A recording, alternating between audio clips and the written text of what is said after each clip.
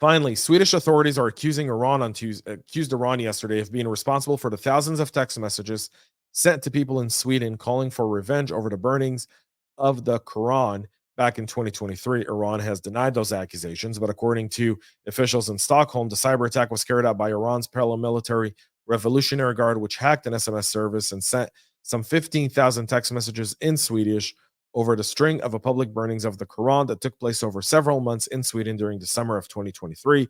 Senior prosecutor in Sweden said that the preliminary investigation shows that this was a nation state operation in order to create unrest in Sweden.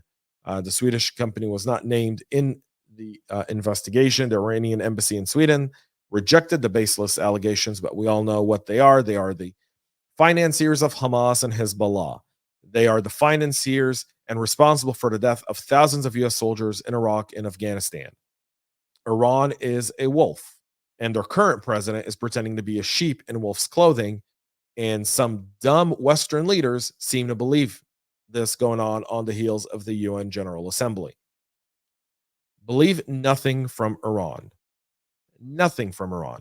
This president, like not his predecessor, which was a murderer. This guy seems to be anyone's moderate when they say we don't want war now. You don't want war now because over the last 20 years, Iran has built all of its proxies to go after Israel. And over the last year, especially the last week and a half, and the last several months, everything you've built for 20 years has been gone overnight. The leader of Hamas was taken out by a missile in an IRGC facility in Tehran for the swearing in of this new president.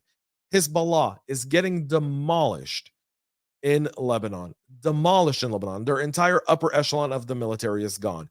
Everything Iran touches is evil. Everything Iran does is designed. When they cheer death to America and death to Israel, they are not a friend of the West. Macron and every other Western weak leader has seemed to forget that what they chant in the streets is not platitudes. They mean it.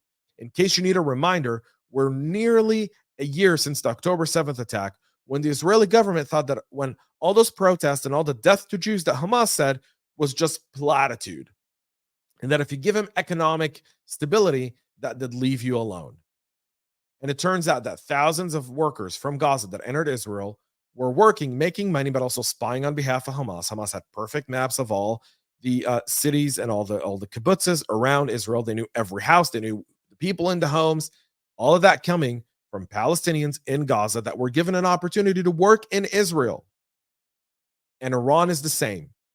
And anything different from that is just absolute foolishness by these leaders that will bring disaster to the world and are leading us to the brink of World War III. That's it for our show this morning. We'll be back with a whole lot more tomorrow, 9 a.m. Eastern, live here with all the latest and greatest. Until then, please make sure to subscribe. Go check out our Substack for a whole lot more. And until then, have a great rest of your day. And most importantly, stay cyber safe.